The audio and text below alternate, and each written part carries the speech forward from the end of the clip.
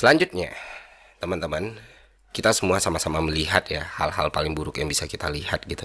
Dan kita semua sama-sama bisa melihat semua pihak bermain gitu.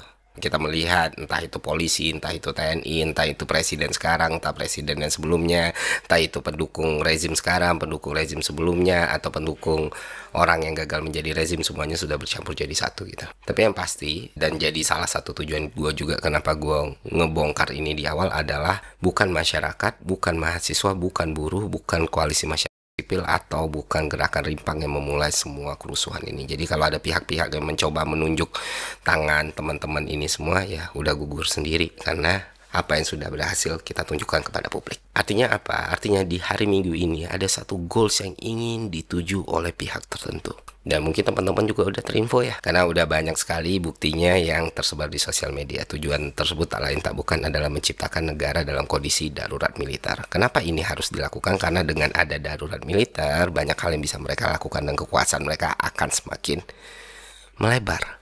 Bukan cuma soal tindakan kekerasan, bukan cuma soal tindakan pengamanan, bahkan penyitaan aset untuk kepentingan negara bisa dilakukan ketika negara berada dalam keadaan darurat militer.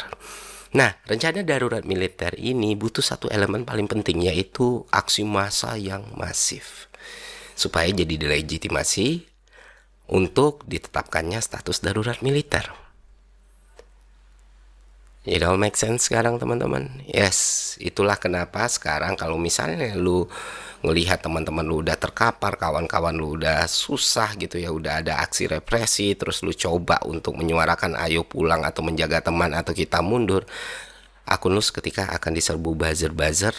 Yang pasti satu, mereka selalu private akun, kedua beberapa nol, kosongan, ketiga fotonya AI, keempat pakai foto orang lain, dan jumlahnya bisa puluhan ribu.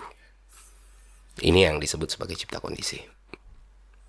Sudah paham sampai sini, teman-teman? Nah, bagaimana cara melawan mereka? Apakah turun dengan jalan dengan membawa senjata yang kita punya? Tidak.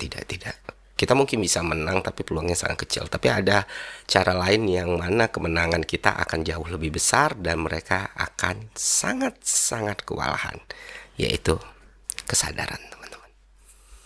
Memahami strategi mereka, memahami taktik mereka, dan menggunakan teknologi kita sebaik mungkin. Karena senjata kita adalah otak, sesuatu yang mereka nggak punya gitu.